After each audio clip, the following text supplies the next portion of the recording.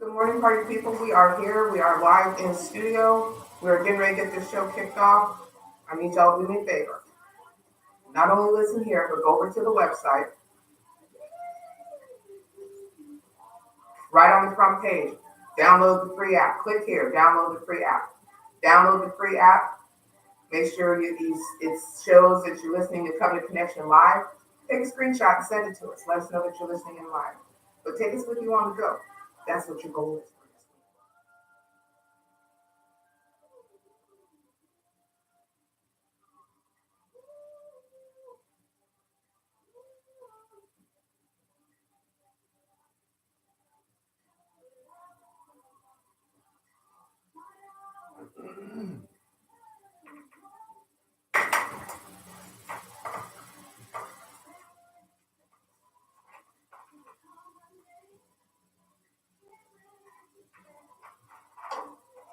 I'll let y'all see my husband in a second. I'm just getting the invites done. I know y'all don't look at me, y'all don't look at my husband. So. Yeah, you got that the other way around.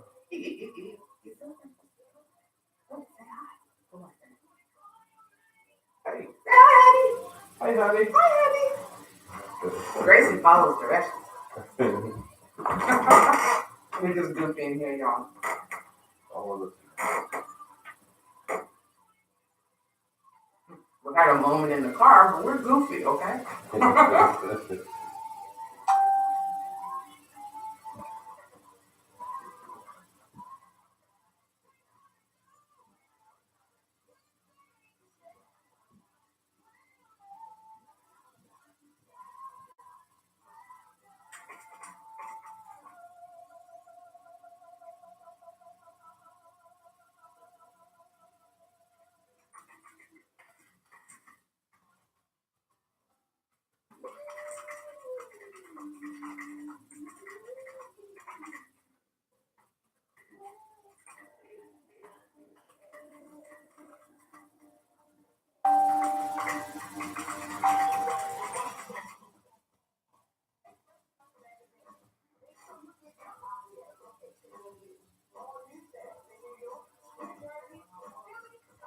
All right, turn it up a little bit so y'all can hear. I need to get a cup for them. Box.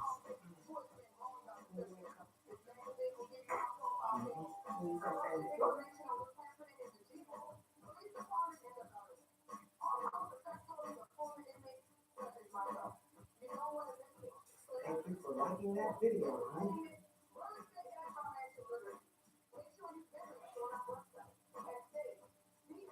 Also, if you are not following Covenant Connection, please go on over there and click on follow, like.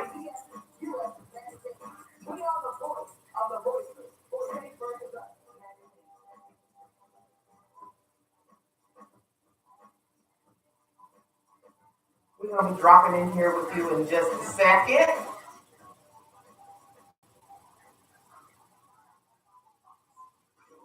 How does he want these invites?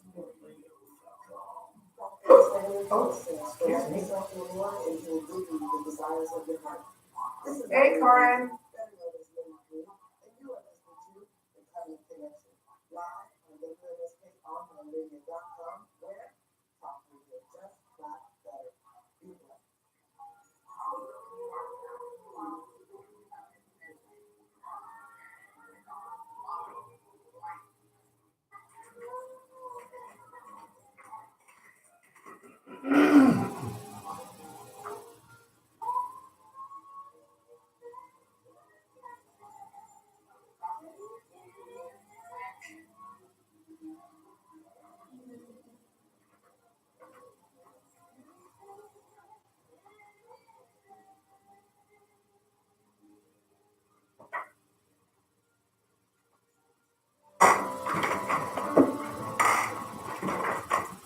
All right, all right, all right. Good morning and good morning and good morning.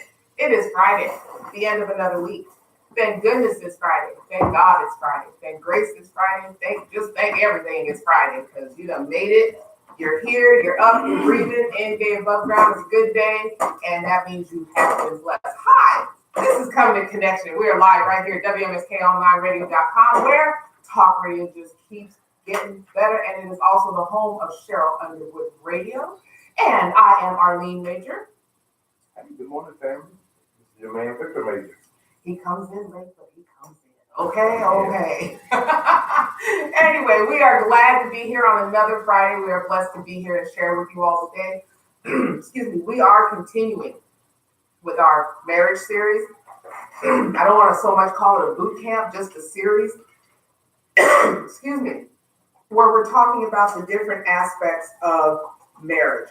And we've recapped a lot of what we touched on in the past few weeks. We've talked about friendship. We've talked about, excuse me, the thought process between the difference between man and woman. We've talked about the the reality of it. What's a few of the other things we talked about, Dave? I don't have my book in front of me. Talk about toxic relationships. Perspectives and perceptions, the different perceptions and perspectives that men have about marriage. Men and women both have a different perspective when it comes to marriage. So we talked about that. We talked about counseling.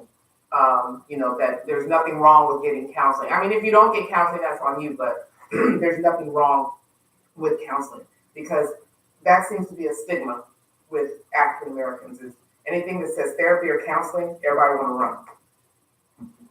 Yeah, I guess a lot of us think that we got it under control, or it's a weakness to invite somebody in to help you with your issues. But we all need help. Yep. Yeah, that's a human thing. God didn't build all of us with all the answers in every situation in our lives, and to go into anything, especially a business or anything you want to go into that you want to be successful with, you want to give yourself the best chance. So, counseling puts a lot of things on the table. It makes you view a lot of things that you probably wouldn't, from an angle that you probably wouldn't have viewed. So you don't go in blind. Exactly. So you don't go in blindly. You have some idea about what it is to expect and, how to go about it, how to attack it. Right. And then with, communication, conversation, transparency is another thing that comes with, this type of relationship, because there's, you have best friend relationships. You have that person you've known since you were knee high to a duck and this, that, and the other. They know your ins and your outs. When it comes to a marriage, though, that's a different type of in and out, because this is a person you're going to see every day. You wake up to next to every day. You share bills with, you share a household with, you do all these things with your friend, they go home. your husband or your wife, they come home, okay? There's a difference. Going home and coming home, two different things. But we touched on a lot of those things. But before we get too far into that, let me go ahead and start y'all off with prayer, okay? With prayer. So I'm going to read from a book that I found called Prayers for Hard Times, Reflections, Meditation, and Inspirations of Hope and Comfort. This is by Becca Anderson. I've been carrying this around. I found it at Barnes & Noble. And it just intrigued me. So I opened it up. And, it gives you the months. You can follow by month, or you can just pick, let it fall like you do the Bible. Let it fall where it may, and let that prayer bless you as it will. But this prayer is titled, Keep Us from Evil. Father, the hour is come. Glorify thy Son, and thy Son also may glorify thee, as thou hast given him power over all flesh, that he should give eternal life to as many as thou hast given him. And this is life eternal, that they might know thee, and the only true God, and Jesus Christ, whom thou hast sent. I have glorified thee on earth. I have finished the work with which thou hast given me to do. And now, Father, I glorify you with thine own self, with the glory of which I had thee before the world was. I have manifested thy name unto men, which thou gavest me out of the world. Thine they were, thou gavest me them, and they have kept thy word. Now they have known all things whatsoever thou hast given are of thee. Okay? Now, I gave you these, thous, and those, okay? And a lot of people get confused with the these, thous, and those. And the reason that I read this one is if you lay it out in layman's terms, it's saying the hour is now, okay? We glorify you so that, the Son is glorified in you, okay? You have given him the power over all flesh, and that he would give eternal life to as many as those have given to him. So in other words, he took the time to take your burden, your sin, your condemnation in order to give you eternal life. So doesn't he deserve the praise for that? Yes, he does. Okay. And then this life eternal, that they may know thee and the only true God and Jesus Christ whom thou hast sent. This life, eternal life, that they will know who God is, okay, the only true God, and his Son, Jesus Christ, who he sent. Because remember, Jesus Christ was God come in the flesh, okay? He came down, took the form of man, okay, to experience the life of man that he created so that they would know who he was on this earth, okay? Glorify thee on earth, finish the work which thou gavest me to do. That is what Jesus did. He glorified God here on earth and then finished the work that he was given to do. You can think about that, the Garden of Gethsemane, okay, where he did the prayer. And now, Father, glorify thou me with thine own self and with the glory which I had thee before the world was. In other words, come on, that just says it all out right there. God is, God was, God shall forever be, okay? I have manifested thy name unto men, which thou gavest me out of the world. I just said that a minute ago. He came in the form of man to glorify his name here on earth so that man would know who he was. Okay. Thine they were, and thou gavest them me, and they have kept thy word. So man was more, I want to say that kind of sounds like a gift, given as a gift. Okay. And they have kept thy word. So Jesus had the apostles. Jesus had those that were, a man after God's own heart. We know that was David. You had Moses, you had Abraham, you had many different individuals in the Bible. I have to stop myself because every now and then I catch myself saying characters, and they're not characters. They're individual people in the Bible that follow the word of God, have their downfalls as human beings, okay, but continue to follow the word of God. So that's the prayer that I had for you all today. And we're going to continue on with that. Honey, you got anything that you want to say off of that? No, I'm just ready to begin the marriage. We talked about the marriage today. Yes, Getting into the vows, talking the vows and moving forward. Yes. So, we're going to dive deep into it in the next hour. We just wanted to give you a little touch of make sure y'all knew that we knew what we talked about last week and what we're going to talk about this week. So, honey, I'm going to let you start off real quick about vows. What is it about vows? talk to me. Why are vows important? What is it about vows? You know me, I'll go into meanings and definitions later, but let's just go. I believe, the importance of the vows. Again, I think the vows kind of give you the framework for which the marriage is going to be hung on. And just to make it simple and plain, that's my take on what the vows are. They're important again because it shows and lets each person know what it is that they're getting into. Know it's a contract, and these are the things that you're going to abide by. For the most part. In that relationship, in that union, in that like you just said, binding contract. It's a binding contract, much like when they did what's called sand contracts back in the day, when two people agreed. They didn't have pen, piece of paper. They didn't go through all that. They shook hands and then they combined sand because you cannot separate sand. Okay, too small, too many particles. You cannot separate sand. So that's a binding agreement. So what else about vows? Before I go into definitions, because you know me, I'll go into definitions before we hit everything. Right. And the thought and idea about going into the vows was your thing. So I'm gonna let you delve into that. But I want to go, back to the beginning, and realizing and understanding that God's creation, which is us, He has design and purpose, and His purpose is for us to be bound together. He created man and woman. If I can read Genesis 1 real quick. Genesis 1:27 and 28, real quick. It said, God blessed them and said to them, be fruitful, increase. I'm sorry. Let me start at 27. Okay. So God created mankind in His own image. In the image of God, He created them. Male and female, He created them.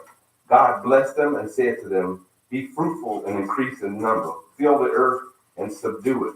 Rule over it, the fish in the sea and the birds in the sky, and every living creature that moves on the ground. So God designed us with a purpose, and that's the beginning of what God created as far as the marriage and family.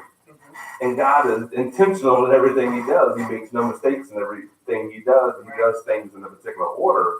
And our life begins with us together and our family. That's the creation of how we, begin as a people. So that's where I wanted to kind of begin with the marriage thing again. But just understand that we're intended to be bound together. Right. As husband and wife, and God, like I said, He does things with intention and purpose and order, and that's how He created us. Amen. And why He created us. Yeah. Now, based on that, and see, this is how spirit works. God created marriage as a covenant relationship before Adam and Eve sinned. Okay, I just read from Genesis, right? Okay. In His omniscience, I always say that wrong. Anyway, He built into the design vows that obligate us to Him in making vows to each other. Okay, so vows are intentions as well. It's not just a contract, but it's intentions of what you intend to do with this person that you standing across from, in front of everybody else. So the vows, they reiterate them or talk about the importance of them in marriage counseling, especially if you're speaking with a pastor regarding marriage, okay? And then it's also stated in front of witnesses for a reason. Witnesses witness you saying that you are going to do this. That's basically what it is. And a lot of people think, oh, well, that's just part of the ceremony, That's just what you say. It's, the big thing is you getting married. It's not so much about that. I mean, and it is part of the ceremony, but it's done with a purpose that we overlook the importance of that. And again, especially if it's done in front of true friends and loved ones, these are the people that should ideally be the ones to kind of help you through, encourage you, they're there for you through this process, also to hold you accountable.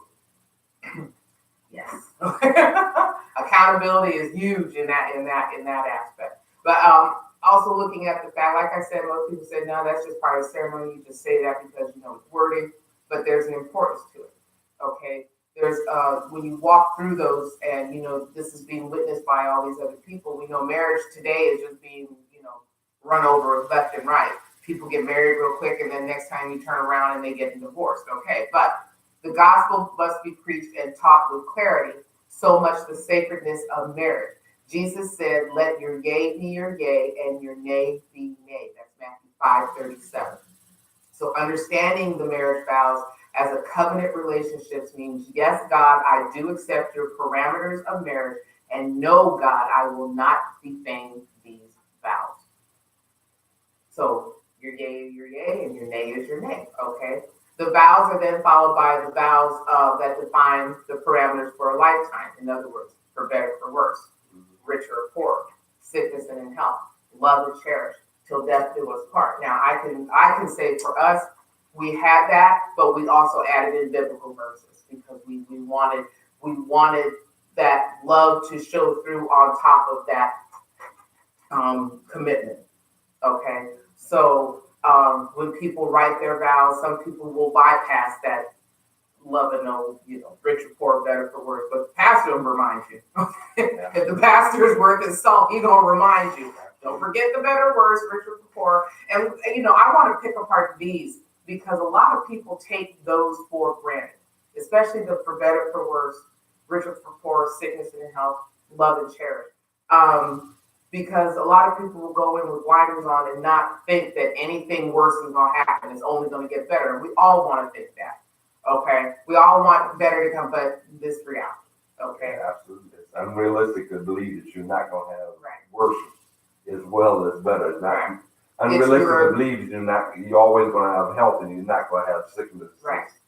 It's unrealistic. And then especially in the rich report, everybody is not coming in rich. Everybody's not going in, things are going to happen. You might get tough times. You might get down to that wire. You may come in and he may be a millionaire today and he may be a pauper tomorrow. Okay. You don't know what tomorrow holds. That's the thing. That's why the Bible says tomorrow is not promised to us. And I think the sickness and in health is another one because a lot of people will run when it's not just a common cold or flu or you're getting your tonsils out, or something like that. It could be something that's completely life-changing. Getting a debilitating disease, having to be in a wheelchair, having to lose eyesight, having to lose mobility, those things that take you away from what you love to do. Then, you have to turn your full attention to that loved one. And a lot of people will run out of that. Absolutely.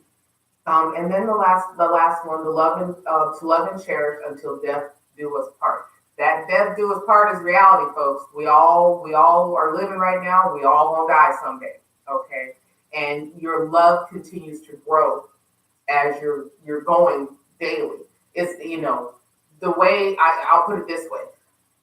When I met my husband, that was one day. Okay, when I knew I was in love with my husband, that's another day.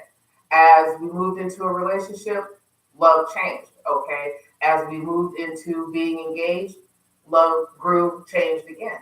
Now we're walking into a third year of marriage. Love is on a different level right now. It's the same love. It's between us, but it grows, and it grows with the changes as we go through every day. So that's how I look at it. And I think that part speaks to the commitment and duration of the marriage. Again, till death do you part. I mean, you in this thing for the long haul, for the long journey, and it's not something that you should easily think about quitting or getting out of. It's again that commitment to stick and hold yourself accountable for those vows to till the end. And I think about it in relation to our relationship with Christ.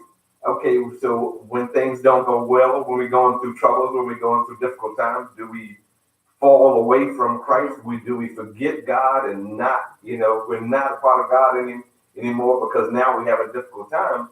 And that's that bond, again, as we talk about that third strand. God is that third strand that holds everything together. So if we as Christians hold to our relationship with God, it makes it easier for us to hold to that commitment to each other, especially if we following His commands and decrees. Right. And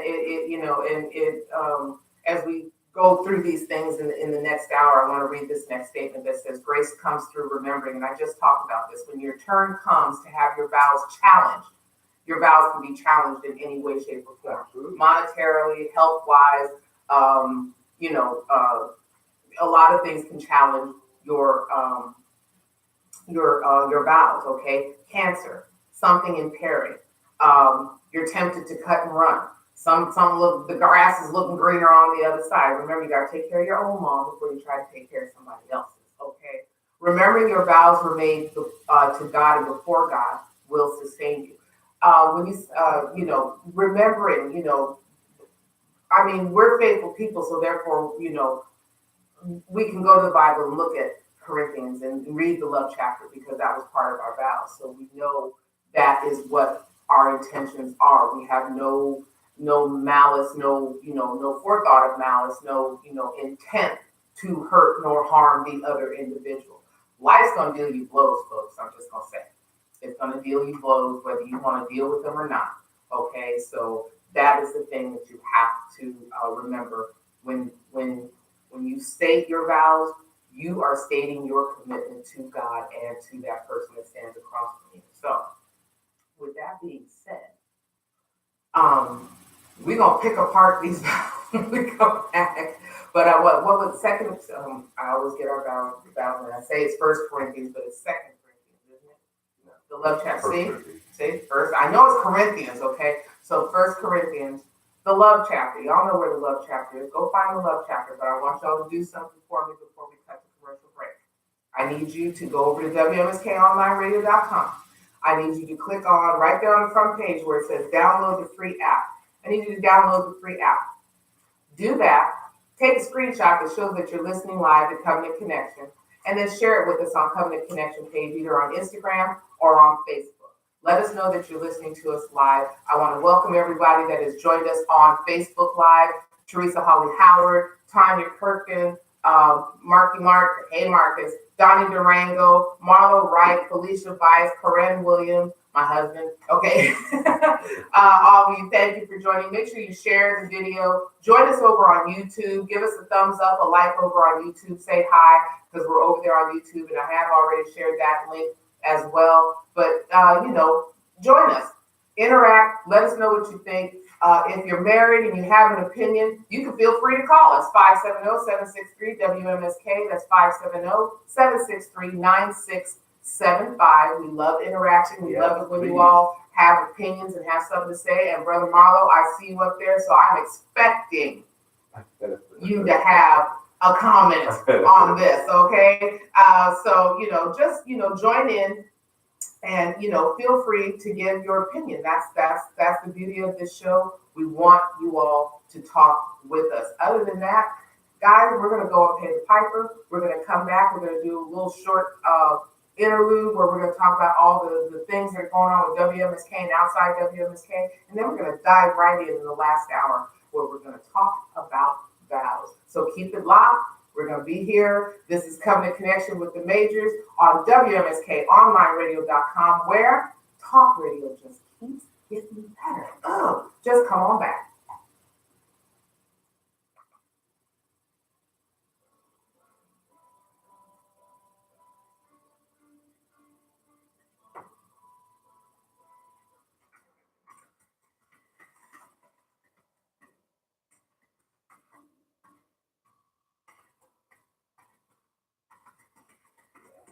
Your piece is emotional about that.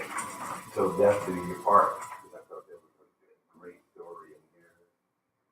It was emotional that I was reading about the death do you part. There are a couple of parts that I really wanted to share.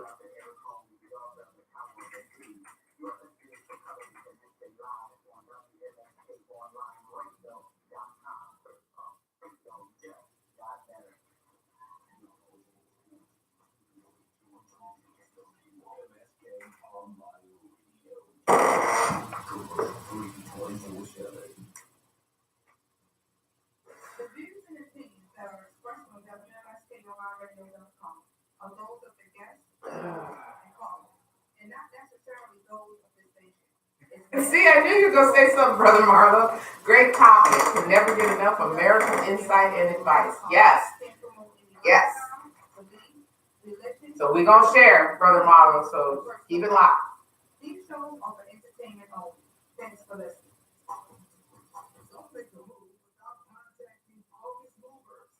They offer affordable moving rates, fast and reliable service, fully equipped state-of-the-art trucks, locally owned and operated, a 24-hour call center.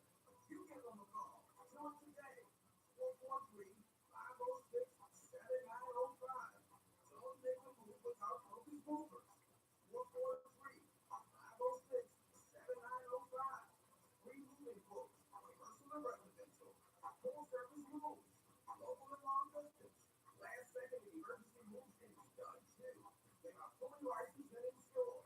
Call them at 443-506-7905 or book online at www.crocusmovers.com. Don't make a move without calling Crocus Movers. We are victorious.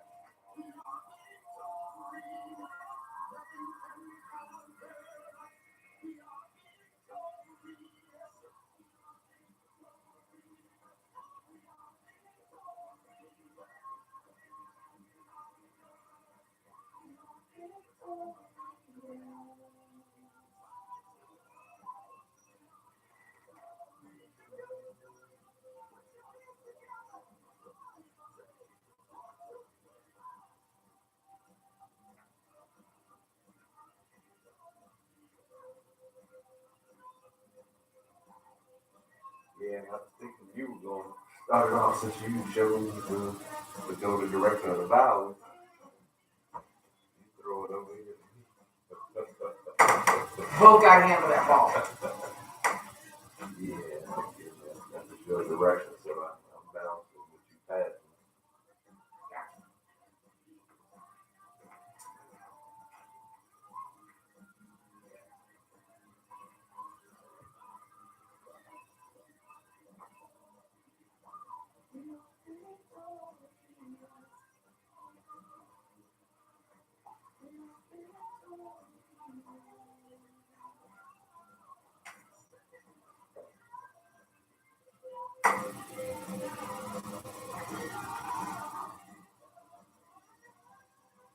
Hey, Darius. Oh, what's up, Darius Major? How you doing, nephew?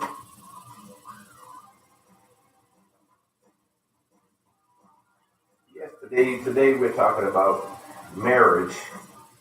Thing I know you're looking forward to.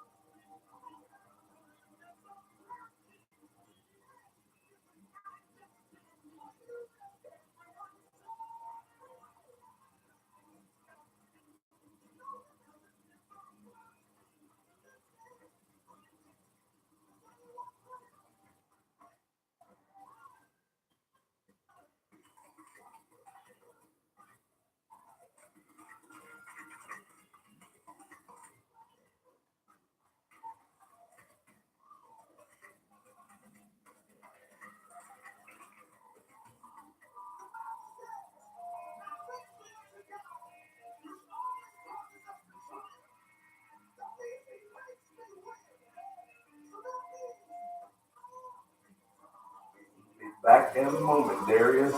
Yeah, just on our commercial break. we're back to discussion soon.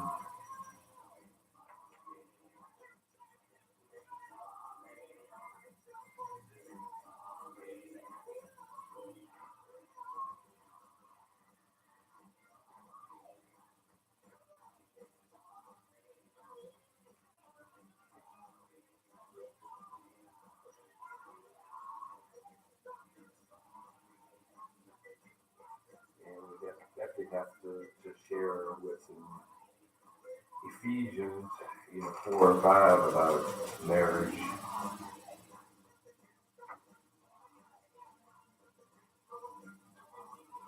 Like, Yes, ma'am. I hear you. I'm just putting that up there for all I think. Most definitely. As a matter of fact, let me show them.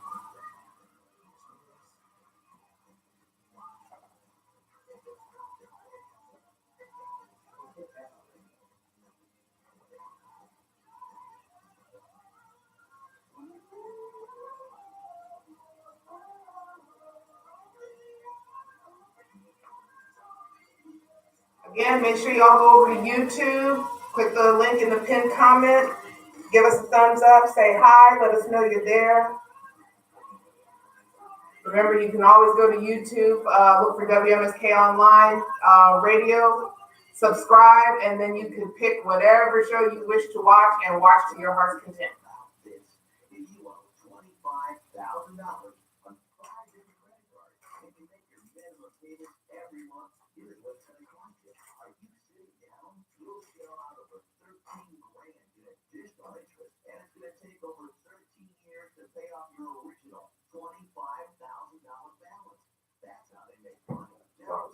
With a guy that I work with, telling them about, what the discussion has been. I asked him what he married, I was. He said, boy, now separated now, you've been separated for years, no matter sure what the plan is divorce. Definitely not a plan to remarry. I think he's comfortable where he is at this point. Not being together because of the issue.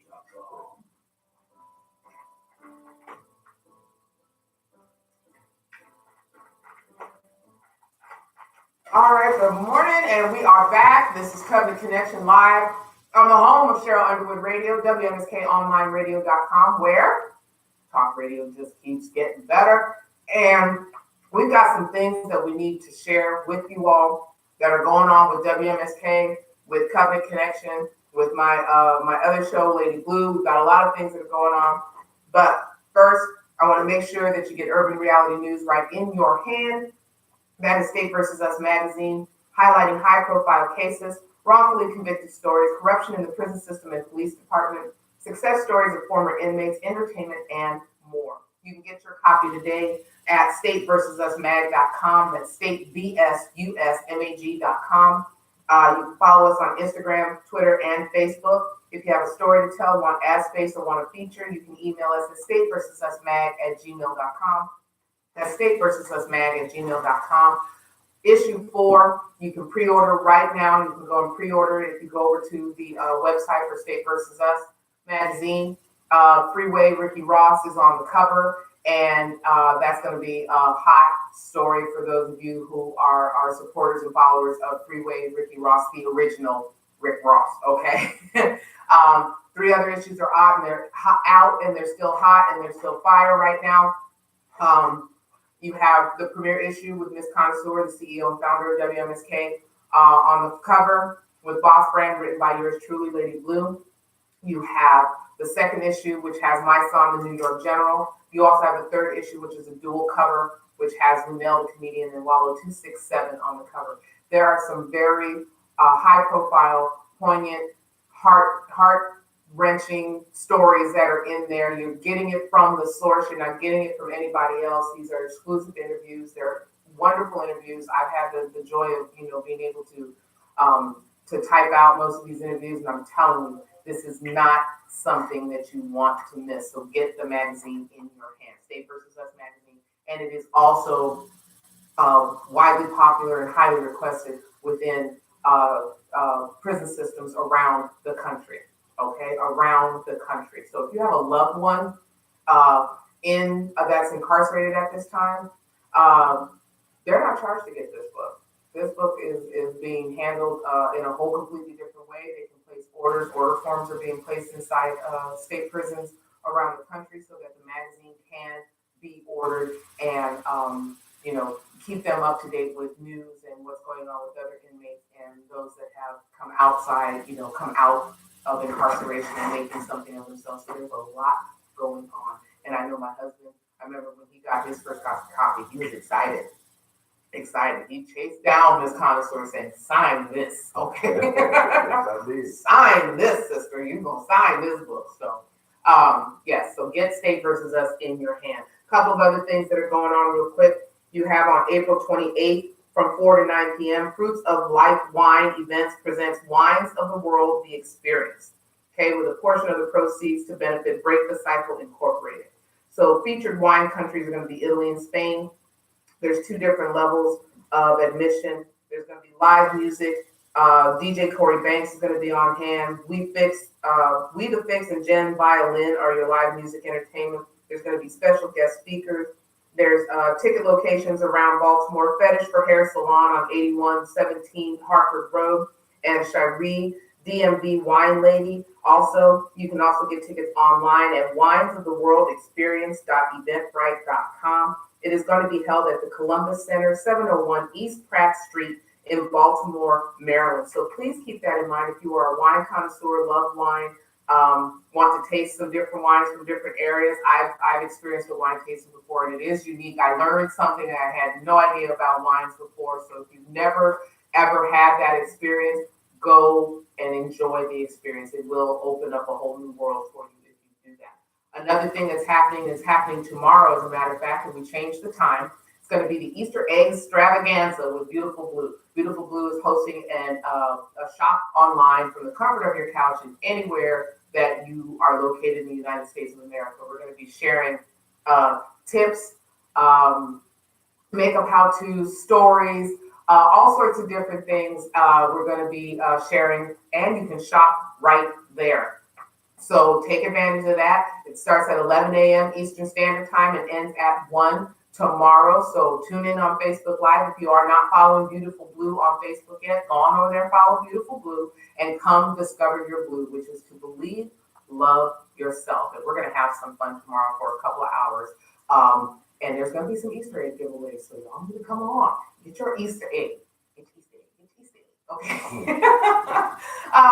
A few of the other things that are going on, if you head over to WMSKOnlineradio.com, on the front page, there are a number of things that are up. PNB Rock, Young Moose, and Tado are going to be here also tomorrow from 9 p.m. to 2 a.m.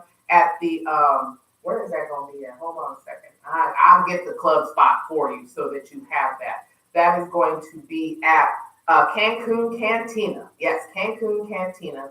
It's going to be hosted by Lil Black, the CEO, and Logan H. James, music by DJ Reds, and it's also sponsored by WMSK, 1113 Entertainment, and DTLR and Villa. So if you can go to CancunCantina.com. Tickets are still available. The address of the cantina is 7501 Old Telegraph Road.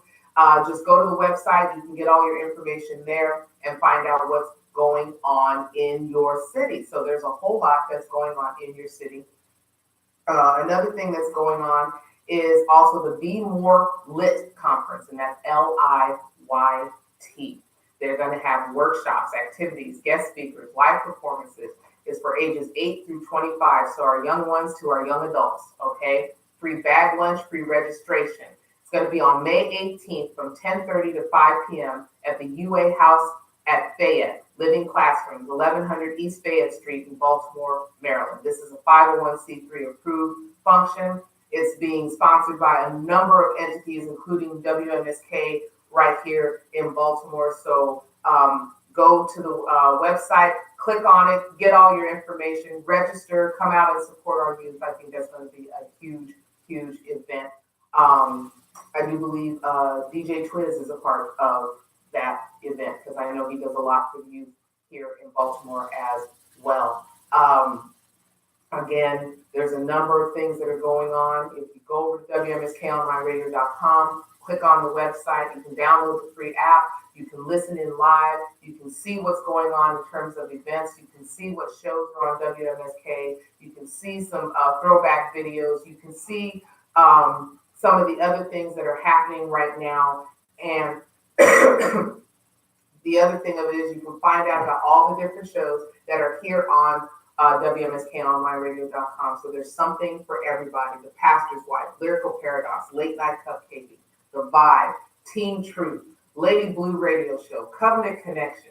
Let me see, what else we got? We got Spiritual Nourishment. You got The Vault. You got Open Wide with Neat. You got Uncut Sports Talk. You got Pipeline Radio. There is a number of different shows on WMSK. So if you have a show idea, you want to be on radio, drop us your idea, go over to the website, click on contact, and drop us your show idea, and we'll get back with you. If you're interested in radio marketing, you want to reach a new audience, or you want to sponsor this segment of this show or any other show on WMSK, go to the website, click on advertise, check it out, drop us a line, and we will get back with you. Our marketing team will get back with you. So we've got a lot that is going on here. The other thing that I do want to mention that's going on before we cut out of here for a commercial break is the first annual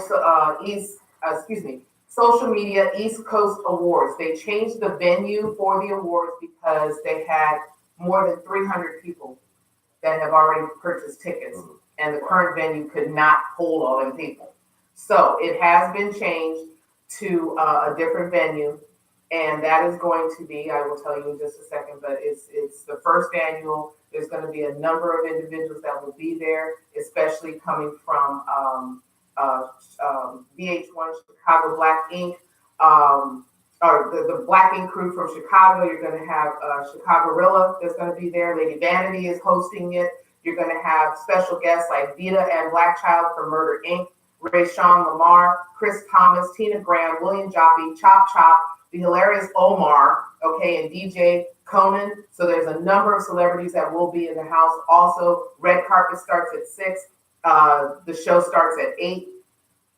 Yours truly, Lady Blue, is getting the first ever East Coast Award, Icon Award, for her work in domestic violence awareness. So I need y'all to come on and turn out and support and turn up. So that's going to be a high time there. So keep that in mind. And also keep June 29th in mind, because Tim's Day is honoring 6 advocates and those that are making a difference in the Baltimore area.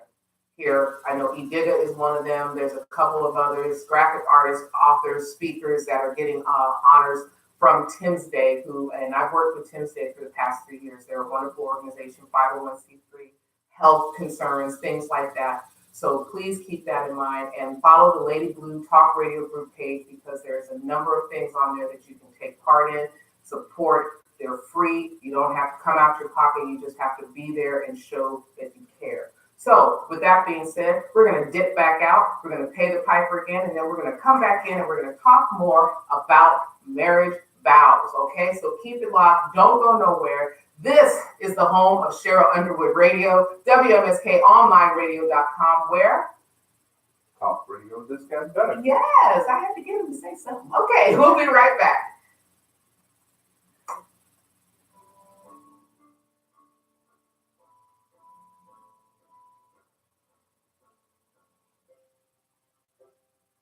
Good morning, Tanya. I see you. Good morning, Cheryl. Thank you guys for joining. Appreciate you. Psalm 37:4 delight yourself in the Lord, and he will give you the desires of your heart. This is our Wayne Benton, better known as Lady Blue, and you are listening to The Covenant Connection, live on WMSKOnlineRadio.com, where talk radio just got better. WMSKOnlineRadio.com.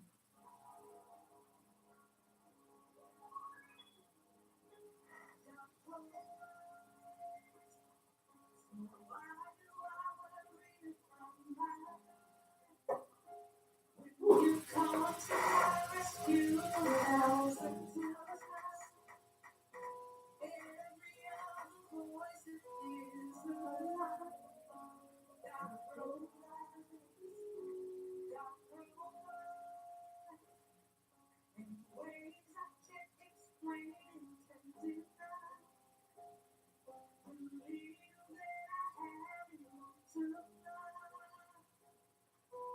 I'm glad my friend Woody shared this statistic. Did you see this statistic?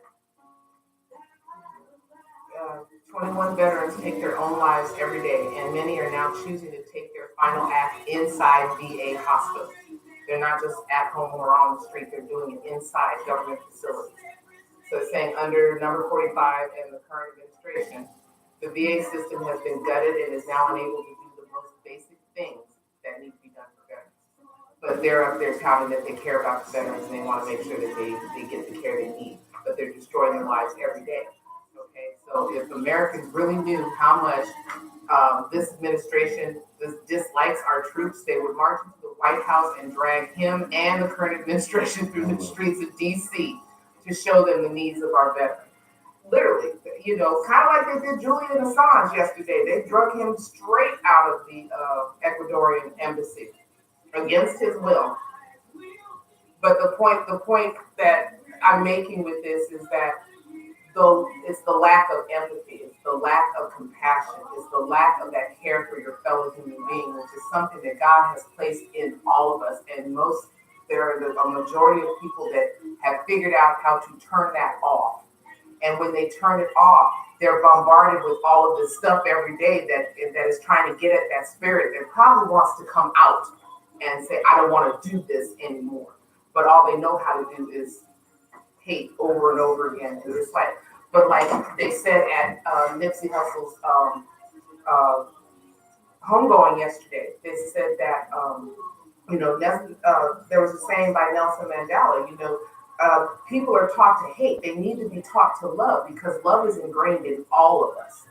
We all have that entity to love. Okay. And I've said it 1,000 times. When you get pregnant, ladies, you don't sit up there and speak hateful things to your unborn child. You don't do it. You show that child love. You show that child concern. It's when the child comes into the world that you expose it to the things that are negative. And sometimes we don't intend to show them those things that are negative. That's how most of them learn the difference between right and wrong. But when they're consistently ingrained with hatred and with, instead of taking the opportunity to understand the thing that they fear, this is what we end up with. And that's just my little bit of conversation while we're waiting for, to get back on air is that, we all have the spirit to love. Every last one of us has that. Created in the image of one who is love. Yes, we all have it. And if it doesn't disturb your spirit, the things that are happening, you need to reflect. I'm just saying, I'm not saying there's anything wrong with you. I'm saying you need to reflect because there's so many things that are going on that it's just, my spirit don't know what to do, but I know what to do. And I'm sure my spirit knows what to do. I'm not saying it doesn't. What I'm saying is it just disturbs me to the point that, you want to go and you want to do something. You want to fix it all. You want to fix it.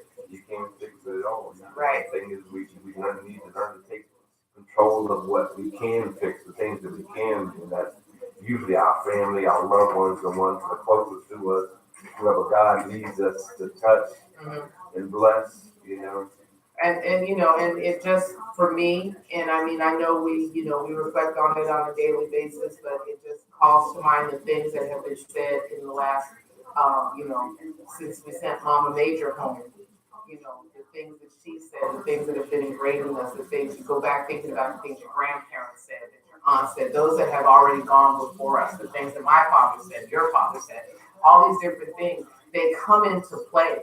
And it's almost as a protection almost to keep you in that guarded space, where you're able to continue in that mode of compassion, in that mode of understanding, in that mode, in that ability to, reach out to your fellow man and say, you know what, if I can give it to you, then I'm going to give it to you.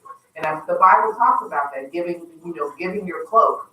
I don't want to misinterpret the Bible. It talks about giving your cloak, and when you give, don't expect anything back. That's the other thing that disturbs me about this world. People give and then they turn right around and say, okay, when you gonna give me that back?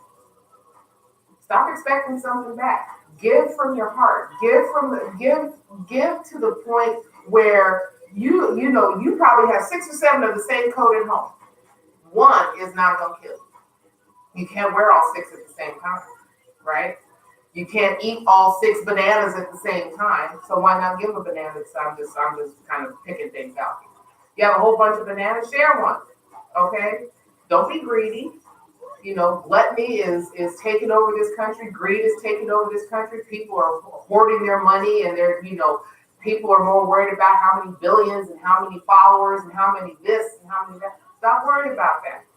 Stop worrying about that. Look at yourself. Look at your spirit. Reflect on you. What are you reflecting out to the world today?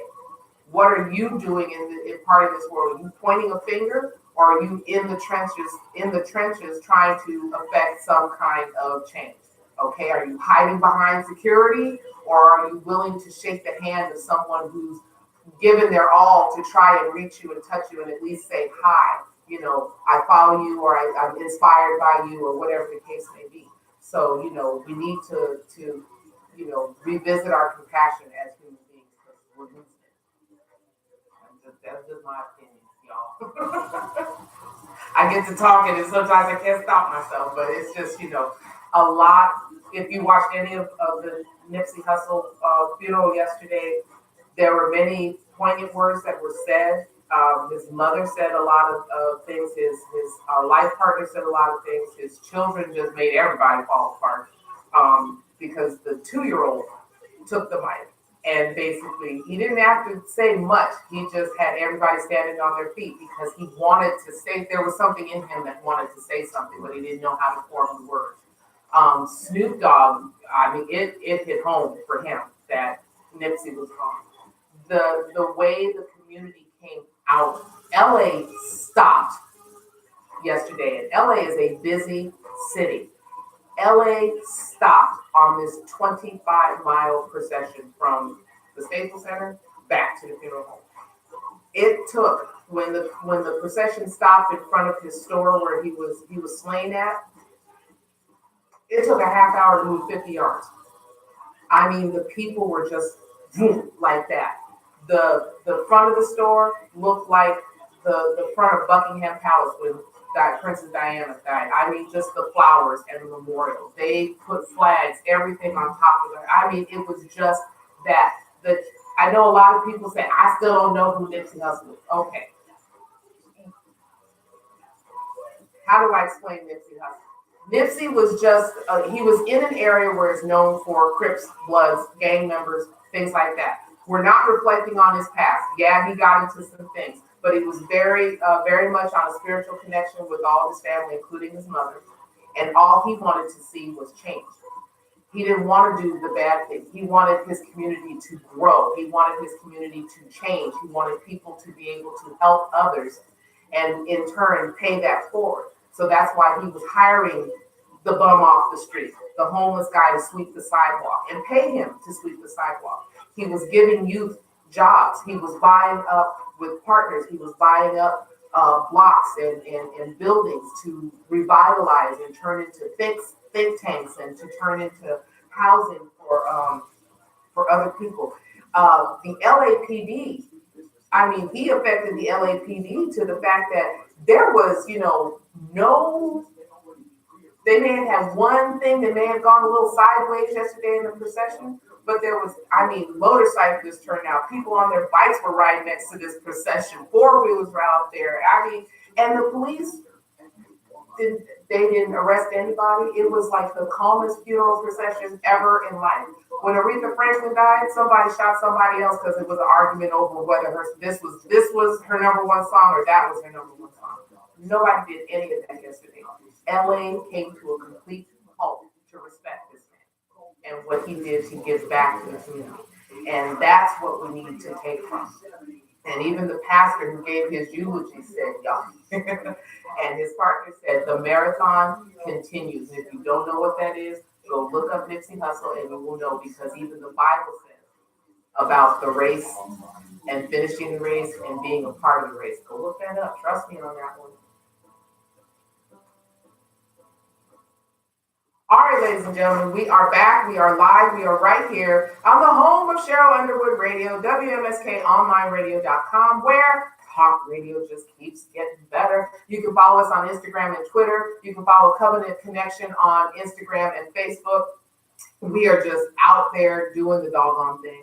I want to welcome everybody that has joined us in this noon hour. We're going to get ready to jump right back in to our topic of the day, which is the marriage vows. I want to make sure to tell you all, download the free app, take a screenshot of it, share it, let us know that you're listening to us on the app, and also go on over to YouTube, click subscribe, click a thumbs up, let us know that you're there, let us know that you're listening, and interact with us, especially if you're on Facebook Live. We're going to be talking about marriage vows. And when we left off, I had mentioned we incorporated the love chapter into our marriage vows. It wasn't just the better for worse, the sickness and the health and all of this. But real quick, I do want to say, it says who created the wedding vows. It says the oldest standard wedding vows can be tracked back to the Book of Common Prayer by Thomas Cranmer, Archbishop of Canterbury. And it's, I take thee to be my wedded husband / wife, to have to hold from this day forward, for better, for worse, richer, for poorer, sickness, health, blah, blah, blah, blah, blah, blah, blah, blah. So it goes back to the times of Canterbury, which is way back. That's the Renaissance period, okay? So that's a little history on where vows were created. And the Book of Common Prayer was published in 1549, so it's been around for a minute.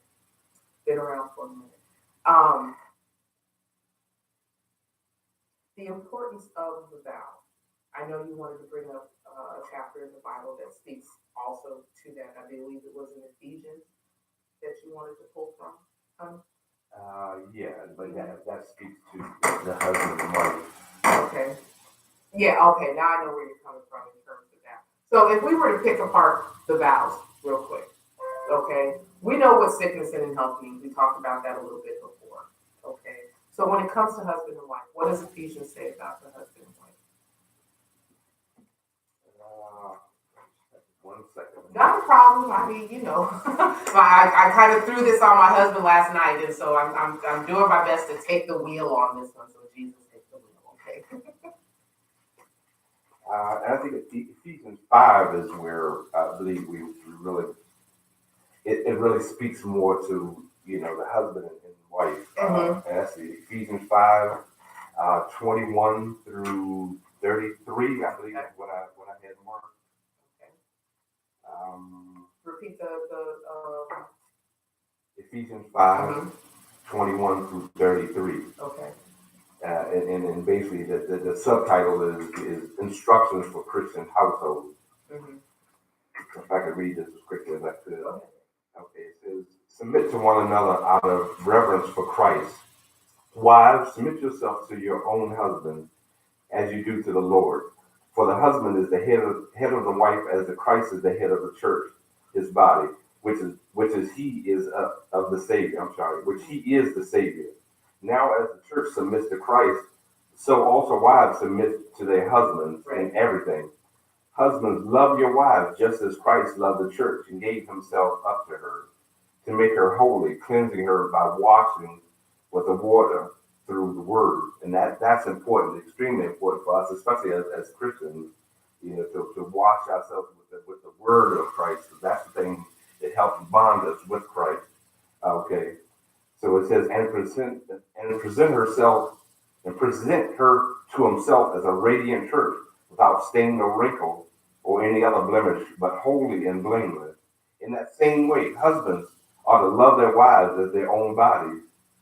He who loves his wife loves himself.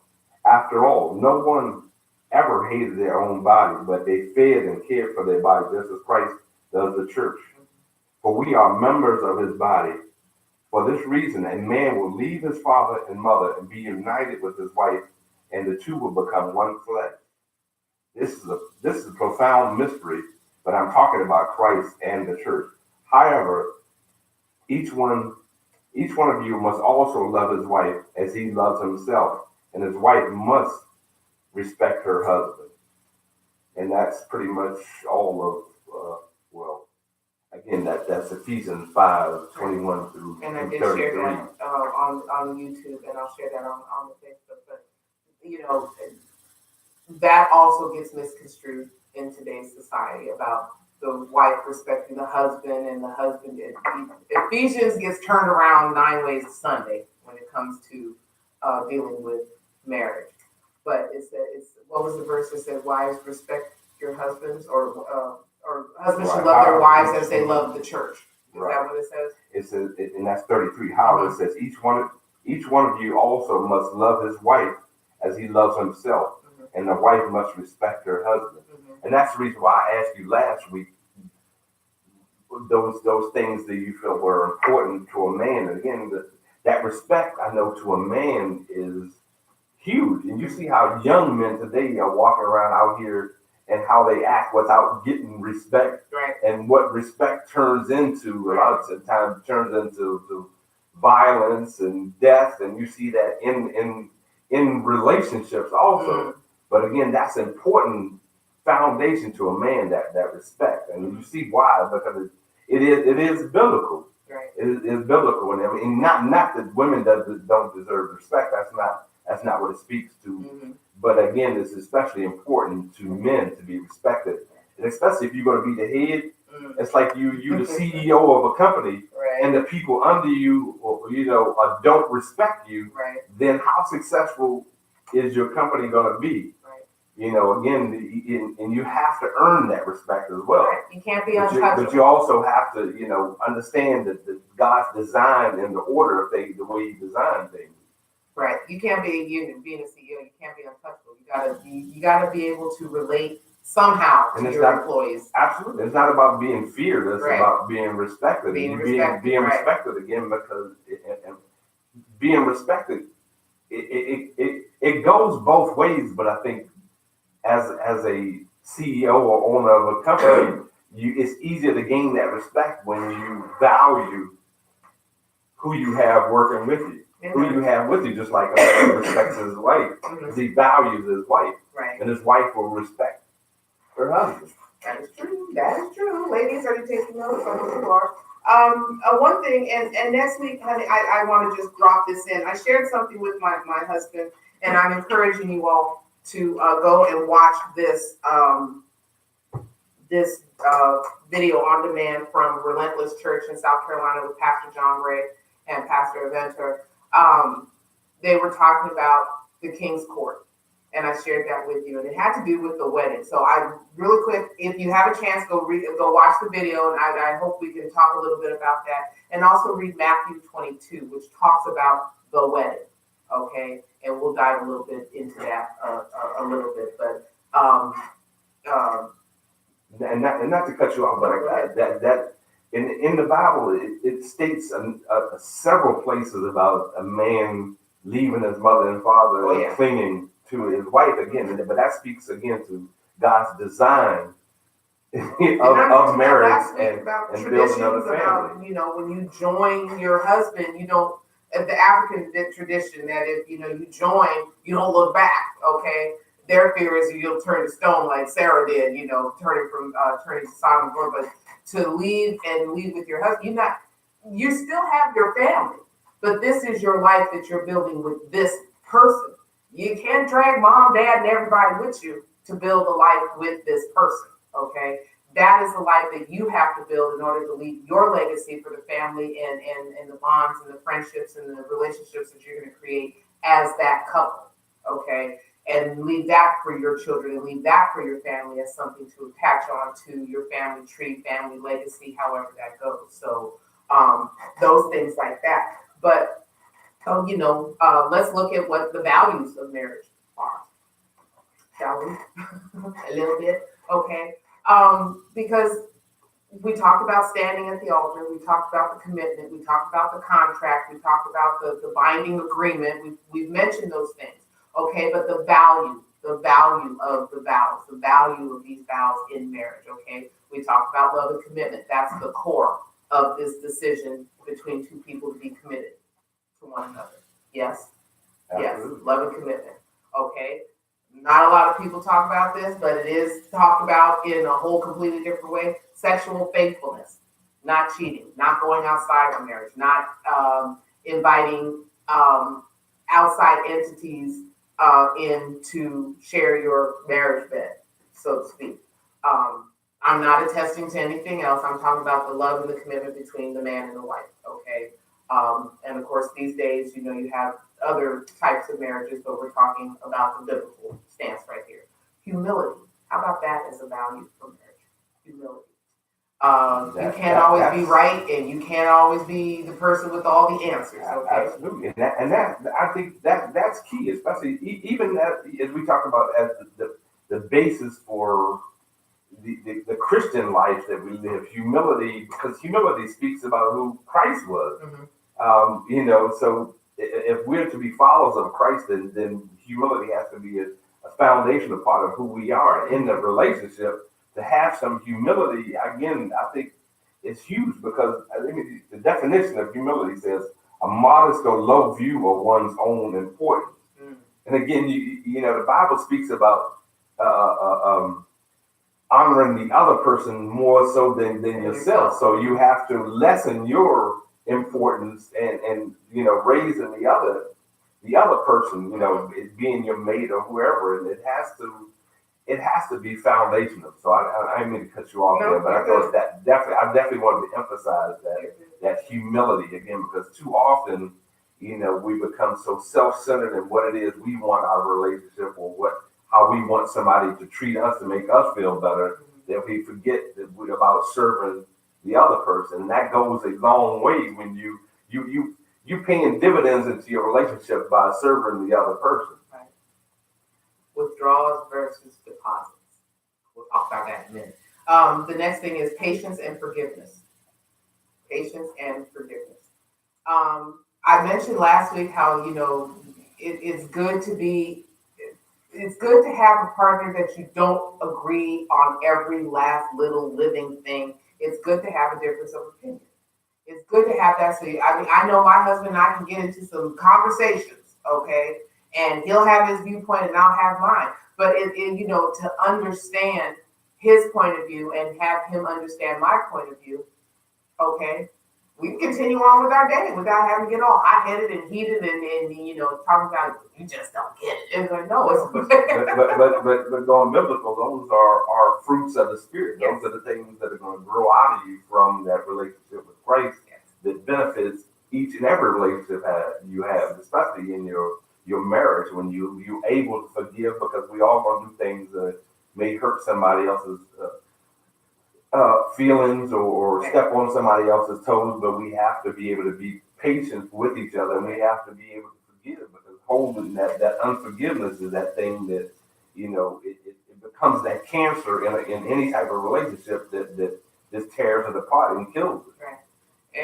And that trickles down into your family unit as well, because whatever you're dealing with and how you deal with it, that affects your children, that affects your outside relationships. It affects the ripple effect just is amazing, because whatever happens with you, with your partner, or within you, or within your partner, that moves outside. That goes outside of you. Absolutely. The next and I'm sorry. I mean, just to say these things that you're talking about again. And I have those things written down as well too. Mm-hmm. And we study together, so we come up with the same thing a lot of times.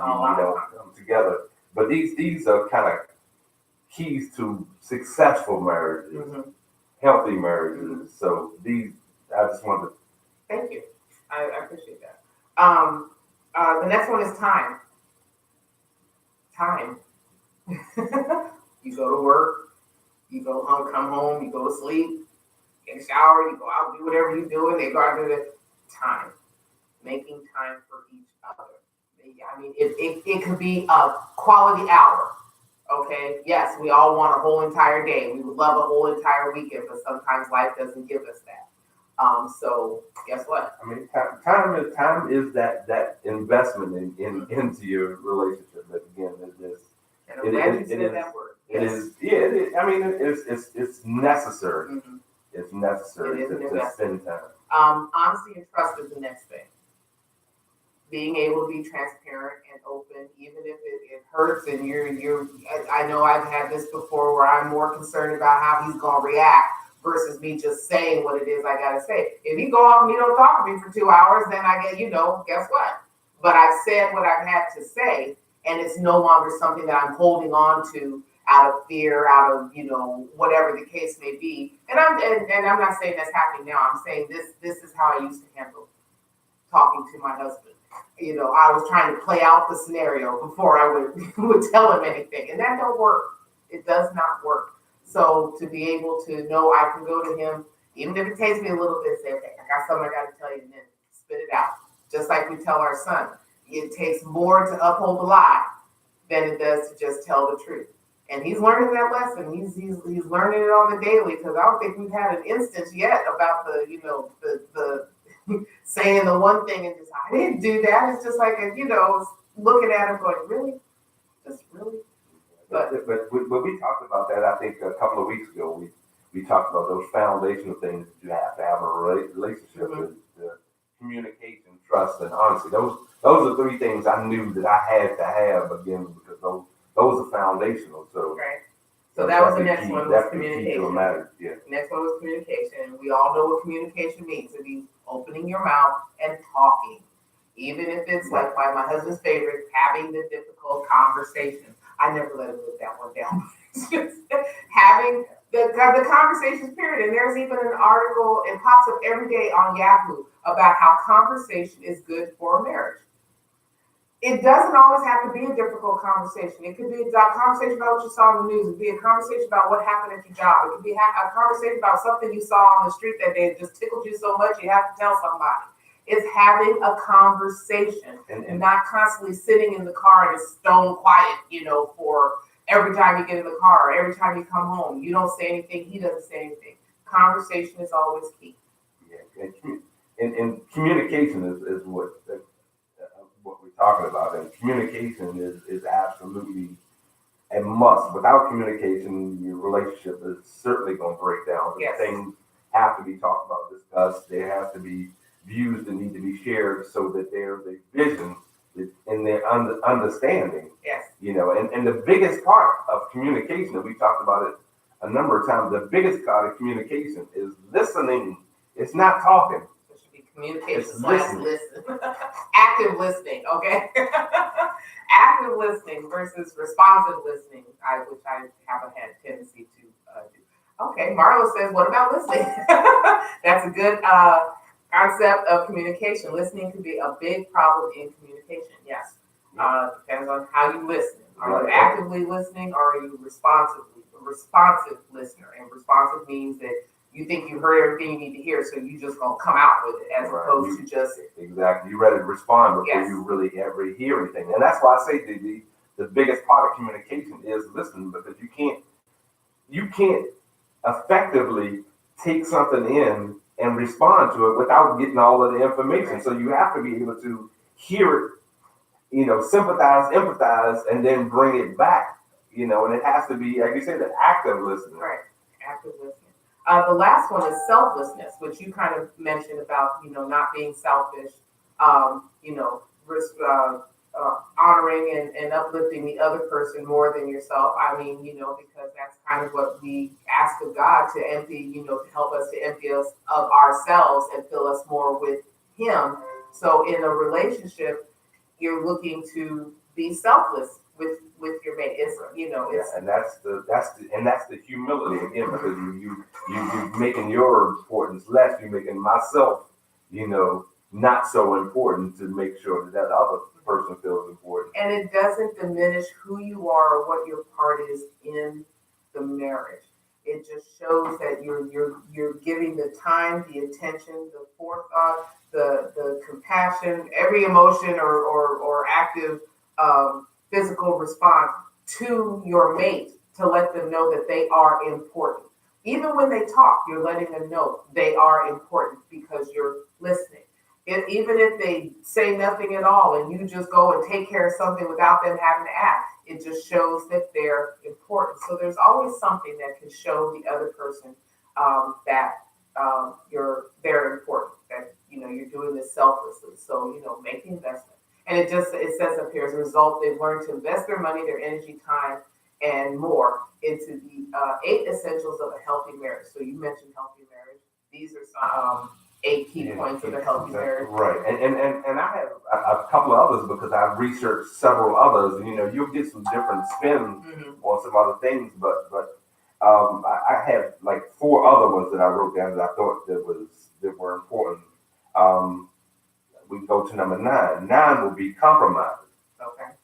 And having the ability to compromise, I think, is also key as well because sometimes you got to give something to get something. So sometimes you just have to be able to do that in a relationship. Being right, having your own way is not going to work because it doesn't. Both of y'all can't get your way all the time. So sometimes you got to split it down the middle. And again, that's playing deposits into the next, maybe the next situation. If I can compromise here, she'll recognize that I've compromised, and maybe next time she will compromise. So that's important. Yeah, and I mentioned real quick. You just said it again. I mentioned earlier about withdrawals versus deposit. I learned about that with our son, and with children we tend to take, and I'm bringing this up as an example. We go do this. Haven't you done this? You have your chores. You do this, that, and the other. Instead of depositing into them, saying, good job, I'm so glad you did that, these kind of things. So it's the same thing with your marriage. Deposit into your marriage instead of just withdrawing and expecting them to do everything. Just because he's a man, you expect him to go and go to work. You expect him to fix the car. You expect him to, be handyman Joe around the house. You expect. And ladies, I'm not saying go out and grab your tool belt and, start becoming, Manny Moe and Jack from, Pep Boys. That's not what I'm saying. What I'm saying is that you deposit into your husband. You deposit into your relationship. You don't just take from your relationship and deplete it. Okay. Like he just said, compromise, being selfless, listening, understanding, conversating, communicating. Those are all deposits into a healthy marriage. So I just want to bring that up. Absolutely. I mean, and compromise does not show a weakness. It's just a willingness to be able to, deflect, from yourself, or again, not have it be completely your way. And all good negotiators or people who make contracts or whatever, they come to a point where you realize, professional athletes, you got to come to some kind of compromise. You can make a demand all you want, and the person who's going to pay you is going to say, no, I don't think it's worth it. And at some point, you meet somewhere in the middle by giving a little bit here, they'll give a little bit there. So compromise is just giving something from what you have, to ultimately. And you can be right as rain in a conversation. You can be right as rain in a conversation, and the other person still ain't, but you know what? Give it up. Yeah, I mean, I learned a long time ago it's better to have peace than to be right. Mm-hmm. So I'm not going to fight to be right, and then have my household turned upside down. I'd rather compromise or sometimes even give in. Right. Just leave it alone. Mm-hmm. Hello. Again, to have. Did you owe me a song? No, I'm kidding. Yeah, and I got another one here. I got actually 3 others. And number 10 I had written down is taking responsibility. And I think that's important as well too, because sometimes we do have to take we have to take responsibility for our wrongs and take responsibility for what it is that we own or we supposed to do or should do, that we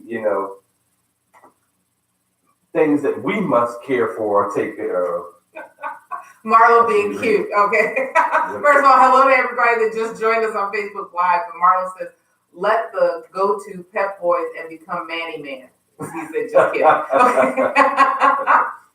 And then he said, fight, brother, fight. Just kidding. Okay. No, it's and see, that's another thing. Humor. Let's add that to the list. Oh, Humor. Absolutely. If you cannot laugh and joke and play, and you see a lot of couples, they'll post these on social media. They'll prank each other. We don't prank, okay? But be able to laugh and have fun and joke and just take every now and then the occasional pot shot does not hurt. You should see us during football season, okay? He loves the Redskins, Lord help him, and I like the Ravens. So it's we're all in the DMV, but it's two opposite teams. He loves who he loves. I like who I like, and we sometimes we go at it, and you ought to see him when it's uncut sports talk time. Okay, he can get in them conversations. I can't get in them conversations. Sometimes I shock the heck out of people when I say something sports like it's just like, really? Did you just really spout a sports statistic? And it's like, yes, I did. But have some humor in your relationship, please. Everything is not always serious. Absolutely not. It's not. Okay. So what was your next one? What we just have 14 tips now, right? Okay. Yeah, I think it's like 12. Okay, go ahead. Next one is agree to disagree. Okay. And we talked about that as We talked well about sometimes, that, because yes. sometimes you're not going to come. Sometimes we're just made different. We think differently. We come from different backgrounds. So everything we're not going to agree on because we don't come from the exact same place. So the same thought process doesn't go into everything. So sometimes when you have an impasse or something that you can't, necessarily resolve, when you're stuck and you're not going to compromise or whatever, just agree to disagree. Okay, we just going to not agree on that, Right. and be able still to kind of let it go. Right. Sometimes you got to be able to look at the big picture. Is it really that big? Right. And don't we have to agree on it. When you let it go. That should not be something that should come up in another conversation 2 weeks, 2 days, 20 years later, something that you let go of, and now you bring it back up. It's like, really? Okay. Just let that stuff go, period. That's basically, what that. Yeah. Okay, I got one more. Like I said, 14. Okay, go ahead, honey. I don't know. Maybe I lost count. Go ahead. The last one is acceptance. Okay. And I think we talked about a little bit. I know we talked personally about that. Accepting means accepting who it is that we have, and those certain things or quirks that there may be about you, or how you do certain things, because you're not going to be able to change everything about somebody that you disagree with or don't like or whatever. So sometimes just coming to that place of understanding that their perspective or their perception is different, and accept that. Acceptance is just going to be that way. Right. Acceptance. I like all those points. I really, really do. And as we continue to talk about vows and the value of the vows and the importance of the vows and the significance of the vows and I could throw a whole bunch of other words in there, but when these vows are spoken or expressed, when you release these words from your mouth, okay, it's an intentional promise to the other person. You're saying, and I know I keep going over this, but you're saying to this person, this is what I'm going to do. Okay. And here it states that they are promised to work hard at living out the intent or the promise, no matter how challenging it may be, because of the love and commitment to each other. Whether the vows are a time-honored tradition, a sacred promise before God, a lifetime commitment pledge, an inspiration to open hearts to a deeper trust, or an expression of what meaning of beloved has brought to the relationship. The purpose of the vows is to express the depth of love and commitment to all that are present and all that are witnessing. That is the purpose and the intent, okay, of those things. And I think it will be good for that thing to be. And we talked about framing our vows and keeping them somewhere we can see, where it's always a reminder of that commitment, because it's easy to forget that sometimes when you get in the midst of your relationship, and you got all these responsibilities. Now you got kids, now you got bills, now you got all these things to take care of. Sometimes that it gets lost in the day-to-day living, right, what those vows were all about, or what that commitment was about. And I was just thinking about something, as you were speaking, that sometimes there are a lot of people who don't understand a commitment and how to stick to a commitment. And again, sometimes that's one of those learned behaviors as well too. And I say that because I think about the things that my father taught me about. Once you made a commitment to doing something, you do it with all your might. You do it, well, and you do it to the best of your ability. and realizing everybody hasn't been given that foundation of how to make a commitment, stick to it, and do your best in the midst of that commitment. Right, and those vows are important. There was something that I wanted to read because I was telling you that I've been reading this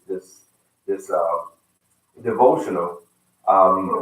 Before you read that, Okay, can I add a couple more tips? Because we talked about a healthy marriage, okay? Yeah. And then I just found something that talks about a strong marriage, but a lot of these things that we already talked about are in here. We talked about, play, laughter, sense of humor, trust, um, respect, communication, active listening. Here's a couple more: intimacy, emotional, and physical. Okay? Can't say I do and then just think the love gonna last just because you said I do, okay? Emotional and physical intimacy. A willingness to grow together. Love them more than being right. And we talked about it in the beginning, friendship. Mm-hmm. Friendship. Those are strong building blocks for a strong and healthy marriage because it also talks about, like I said, communication and trust and all of those things are in there. So just wanted to throw those things. Okay, that's good. I mean, and, I remember when we talked to Pastor and our marriage counseling again, I think he was, and I'm sure, because we talked about it again, he was impressed and he felt comfortable that we was on the right path because we had a lot of those things. We talked about a lot of those things before he even brought them up to us. And then when he did, we spit the answer. We let him know that we talked about this, how we felt about these things. So I think he felt really comfortable about marrying us. And then, as I spoke to Pastor not too long ago, he was just telling me again, that it made me feel good. I had to laugh again. He was just talking about how great it was that, where we are in our marriage again, because we're one of his success stories. Again, because every two people that he married or everybody that married doesn't stay together, but he loved where we were, where we are. Okay. Brother Marlo got a question. Absolutely. Okay, everybody, okay, here we go. He says, should people get married for happiness? Is this okay for Christians? And then he says, very good point, brother. I see this in friendships, albeit marriage. So he was talking about some of the points that you made. But his question, should people get married for happiness? And is this okay for Christians? Want to take a stab at that? And I'm not sure how he's talking about that. Maybe he can, give a little bit more. Emphasize a little bit more, Marlo. But I think what he's saying is when you get married, are you getting married for the right reasons? Are you getting married just to be happy, or are you getting married just to get out of the situation? Because remember, I told you before, my first marriage, I love him. My ex-husband is, departed. He transitioned about 3-4 years ago. But at the time, and he knew it, we talked about it, I got married to get out of the house. So I wasn't getting married for the right reasons at that time. So other people, they just want to be happy, and they think being married is where they're going to be happy, and they don't think about the stuff that's going to come with it. Right, and it's good. It's absolutely good to want to be happy, but being married is definitely not going to just automatically make you happy. Right. And he maybe he's speaking of one partner or the other. Okay. Getting married to make the other person happy. I'm not sure what it's. Marlo, we need to expound a little bit more. Sure We're trying to make sure we answer this the right way, but I kind of sort of answered it. If you are not sure of the reasons why you're getting married, you need to visit and talk with the person that you're looking to marry as to why are you getting married? What are the reasons? If you're married just for happiness, then you're not thinking about the marriage as a whole, because they're not going to be all happy days. It's not roses and sunshine and skipping through the tulips and seeing the Wizard of Oz. It's not that. It's going to encompass so much more. There's like I said, there's. Okay. So he's saying yes. He's I guess he's agreeing with what we but continue to emphasize on it, Marlo. And honey, go ahead with what the points that you had that you wanted to bring forward while he's emphasizing what he's talking about. The devotion I've been reading is marriage, a lifelong journey, and there's 7 days, and it's given different devotionals each day. And this one is that the Bible app? Yeah, it's from the Bible app. And this one is called Epic Love and Marriage. And it says, in the blockbuster movie Titanic, Audience were infatuated with the love story between the main characters, Jack and Rose. It was a romance of such epic scope it could only exist in the movies, right? This wild, not so fast. Aboard the Titanic, when it sank at the ocean's Atlantic frigid waters, oceanic Atlantic Ocean's frigid waters on April 15, 1912, were Isidore and Ida Strout. As the terror of that ill-fated journey unfolded, the couple knew that after 40 years of marriage, they were about to spend their last moments together.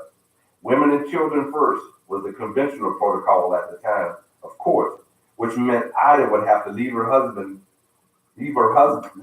her husband. But when the moment came, she refused, saying, "As long as we've lived, so we die together. So we will die together." Numerous accounts of that night indicate the couple then settled into their deck chairs, held hands, waiting for the inevitable. The phrase "till death do us part" lies at the heart of this traditional marriage vows. Unfortunately, its meaning has become more of a romantic novelty than a sacred, God-honoring commitment. And that's why few couples are able to, in real life, have the marriage that they so often dreamed about. You see, the amazing love illustrated in these lives of Isidore and Ida Strauss doesn't magically arise in the moment of crisis. It's a result of a husband and a wife living out their love for one another and honoring their marriage vows each and every day. There you go. There it is.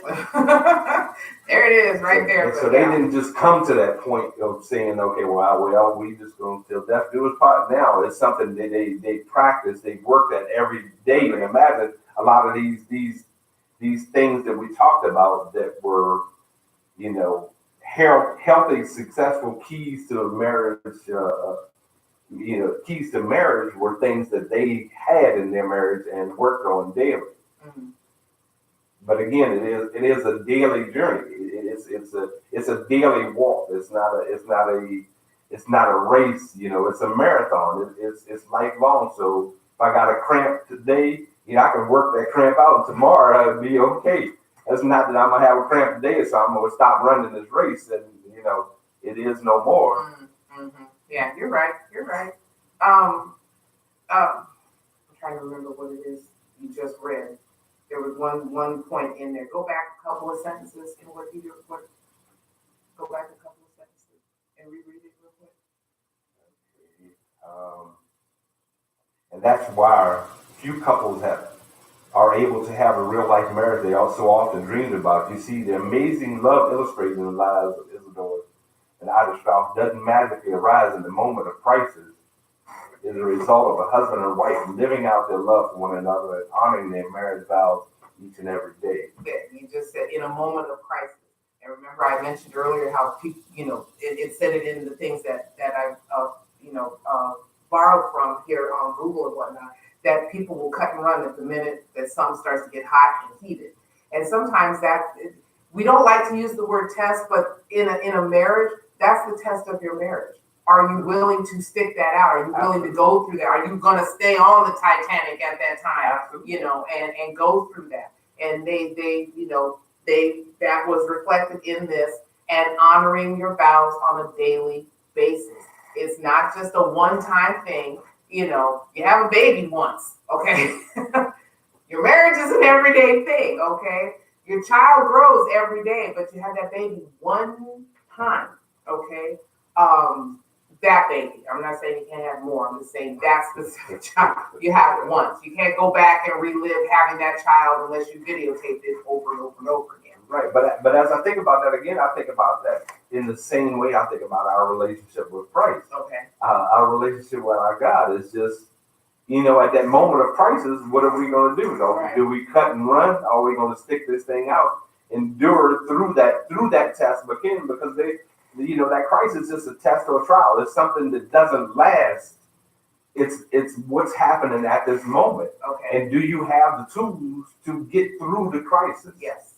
Are the things, and that's why we talk about so many things that you must have going into a relationship, so you can have those tools that'll help you through those difficult times. And that's, as Christians, that's why we have this Bible, because this Bible gives us the tools. When we don't understand in our natural, and we struggling through something, we can always go through the Bible. We can always go in prayer, and God will give us answers. He will give us insight. He will give us wisdom. He will direct us, and direct our path to places and people who can take us through, that time of crisis. Right. I like that word tools because, we've given you, points and examples and things like, but tools in a marriage. I mean, when you're building something, you build it with your bare hands, but you're not going to hit a nail with your bare hand. Okay. You're not gonna saw a board in half with your bare hand. Okay. You're gonna take the tools to build your marriage the way you want your marriage to be. And hopefully you're building it together so that your building doesn't look lopsided or, Right. and I mean, that to me, that's a great metaphor. You want to build together, so you build that structure and that foundation that you want your marriage to be on or in or reflect to those who see you or come and visit you or, going, what are your keys to you all just, being as giddy as you are, I mean, we're almost 3 years in and, we're still acting like we just, got off the boat from St. Lucia. we still have fun because I can say myself personally, I haven't made the marriage so serious that I can't still have fun. And I love it because that's the way we started. We started as friends. We built this on a friendship, and we continue to build on what it is, the foundation that we've already had. And if you talk about tools, tools don't do you no good unless you use them. You can have a garage full of the best tools that made by man, unless you take them and apply them and use them properly, in that particular situation, you're not going to use a wrench when you need a hammer. So you take the tools that you need and you use them when that situation arises. You can use a wrench if you want to. If you want to be a monkey. Yeah. And throw a monkey wrench up in there, puppy, and then watch everything just discombobulate. But see, that's what I'm talking about. We could be silly and then get right back on subject right after that. So that's the fun of, to me, of our marriage at least. That's how I see it. It wasn't all about it. Anyway, go ahead. No, I was about to say that's definitely one of those things. And I had another point I just thought about, but I lost it just in that moment because there was another point, in the successful marriages, and hopefully it'll come back to me. You can, if you got something else you want to share. I'm waiting for more to come from that devotional you got wrapped up over there. Oh yeah, I got again. The thing is, in this devotional, there are days that, and I read the one this yesterday. This was a great one as well too. And it made me think about. I've been talking to a couple of people in recent days, and they were just not thankful or appreciating what it is that they had. I talked to a young girl yesterday, and she was like, "Oh, it's my birthday today," and she was looking all sad. And I'm like, "Okay, baby, it's all good." She said, "It's not a good day." I'm like, "Okay, but it's you're alive. You got another day. Thank God for another day." We spend so much time thinking about what it is that we don't have that we forget to focus on what it is that we do have. And too often, again, we remove that focus. And let me read this devotional here. And this. I got a response from Marlo when you finish that one. Okay, I'm gonna try to read this quickly, Claude. It's called "Persevering in Marriage." It says, "I love old homes. There's something special about a building that stood unmoved for centuries while everything around you changes. It reminds me of a lot of strong marriages. Old homes have a unique character. The walls usually aren't square, the floors roll up and dip. But what they lack in precise construction, they make up for in charm. They're like stepping into a time machine. You can imagine generations of family running up and down the staircase or laughing at the dinner table. If the walls could talk, these stories would be endless. But the rich history would disappear if not for the thoughtful caretakers." Remember those words, thoughtful caretakers. "A home can't withstand decades of sun, rain, and wind without attention." Remember that point. "Cracks have to be fixed, siding repainted, and the roof kept weather tight. Because if the home deteriorates, it is lost. So are the memories connected to the place. Which brings me to marriage. A strong marriage impacts a family for generations. It's an identity, a sense of belonging in a world full of strangers. But for a marriage to endure, you need thoughtful caretakers. Then, when cracks appear in a relationship or paint peels, the answer is not to level and start all over again. It's to give the loving care it deserves to restore it back to health. Because when a marriage ends in divorce, it's like an old house with all its history being torn down. If your relationship is showing signs of wear, apply Paul's words in Ephesians 4:32, which we no, we mentioned that last week. We didn't touch that one today. I was in 5. It says 4:32 says kindness, a tender heart, and forgiveness go a long way in restoring a marriage. Yeah. Okay. All right, and we're gonna come right back to that because Marlo gave the response. Ooh, good Marlo. Marlo says yes. When he and his wife Anna Kay got married, Christians frequently asked if they were happy, as if this was the end goal. Hopefully you are happy, but many people believe that this is the goal of marriage, not God's glory. God tells us the one purpose of marriage is to sanctify us, help us become more like Christ, as well as to reflect Christ's relationship with his bride, the church. Many Christians think like the world and make happiness the end goal. I know Christians who confess to me that they divorced because they weren't happy in marriage. Wow, I like that. Okay, so yeah, that brings out a whole. It does, and that's the one thing that I didn't touch again, because everything we do should glorify God, but especially in our marriage, as that example, like it mentioned in this story here, it's one of those examples to the next generations, who our kids are watching, who our neighbors are watching. It impacts our families in a number of different ways. So. It absolutely, as we glorify God again, we're setting the example in how we live. If we live in a Christ-like life, right, and we using these principles, it's all meant to glorify God. So thank you, Brother Marlo. Thank you, Marlo, for that. And I also want to just add on to what my husband just said. You also have to remember, you've got to be happy within yourself. Because if you're miserable, come on, that's going to seep out, and that's going to reflect in on your relationship. So you've got to be happy within yourself. And I know you hear this, you hear it from me as Lady Blue, you hear it from around you. If you're not in love with yourself, how are you going to deal with loving somebody else? If you're not willing to accept your flaws, your quirks, your tweaks, your little madnesses, your little things that may drive you crazy, how do you know they're not going to drive someone else crazy? Okay, if you're not willing to listen, if you're not willing to compromise, if you're not willing to forgive, if you're the kind of holds on to a grudge forever and ever, maybe a marriage relationship is not something for you, because things are going to happen within a relationship, work, friend, any type of relationship where if you're going to hold on to grudges forever, that may not be what you need to be with, but you've got to be happy with who you are, with what God has created, with what God has given you, because you have exceptional gifts, you have exceptional talent, you have exceptional things that you can contribute into a relationship, but you've got to be able to recognize those things as well. So,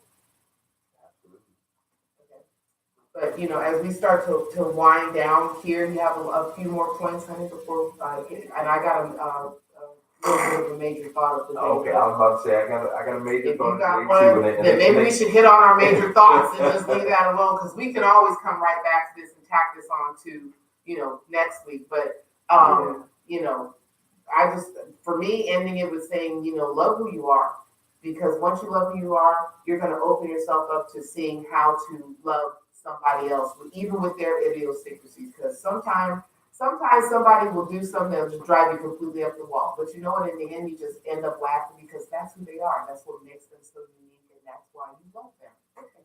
That's not my major thought. That's the foundation of learning to give love and receive love. Loving yourself again, because you have a perspective about what it is you want and how to give it and how to receive it. Yep. Marlo agrees that you should be happy with yourself, and he also says This is true. I've heard men say to me that they are not going to let anyone change them, so marriage may not be for them. Not if you're Not willing to change. Not if This you world can't changes change, whether you like it or do not. not get married because inevitably, and that's part of life that's inevitable is change. So Yes. you trying to stick to something and hold to something that Yes. feels so comfortable for you. God grows you in that uncomfortable place. So yeah, don't be afraid to be uncomfortable and get married and change. Throw your It's quick okay. thought out there. Quickly, and that falls right in line with the last thing that we were talking about with Brother Marlo. And my major thought is make your daddy proud.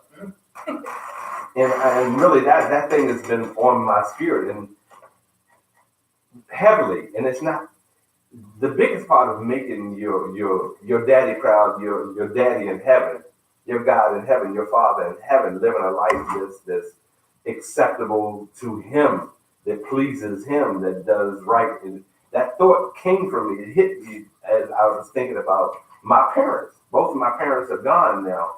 And I think about how proud I was and how good it made me feel to make my parents proud. What I did, the things I did, and who I've become, that I knew my father was proud of me. I knew my mother was proud of me, meant the world to me. So if I lived my life trying to please and make my parents proud, because I know these are the people who love me more than anybody on earth. And my Father in heaven is the God who loves me more than the earth itself. Mm-hmm. That if I live my life to make my daddy proud, I've lived a successful life. Yes, I like that. Right. Your daddy would be proud. Thank you very much. All right, real quick. I'm going to change because we're kind of limited on time, but I wanted to read this to you. I love this little book, and I'm going to have to share this book with you because you like to read here. But this says to read your own heart right. We would have inward peace, yet will not look within.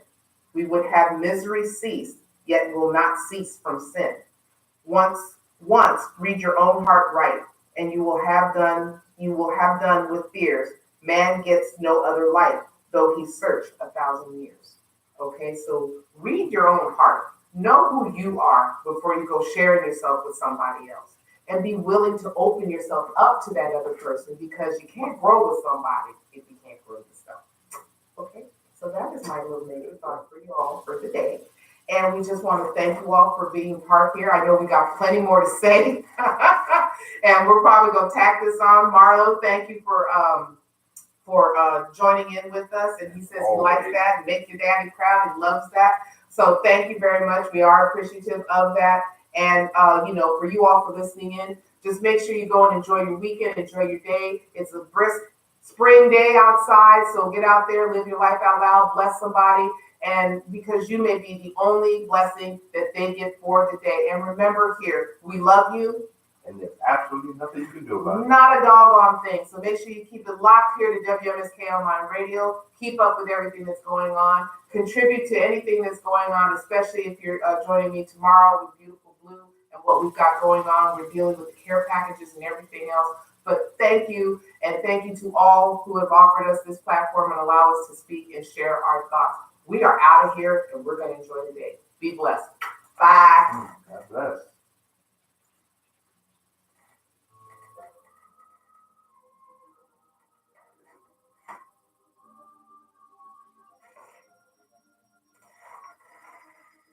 Merle said, good point. Some people have never had an earthly daddy, therefore they don't know how to make their daddy proud nor their mommy.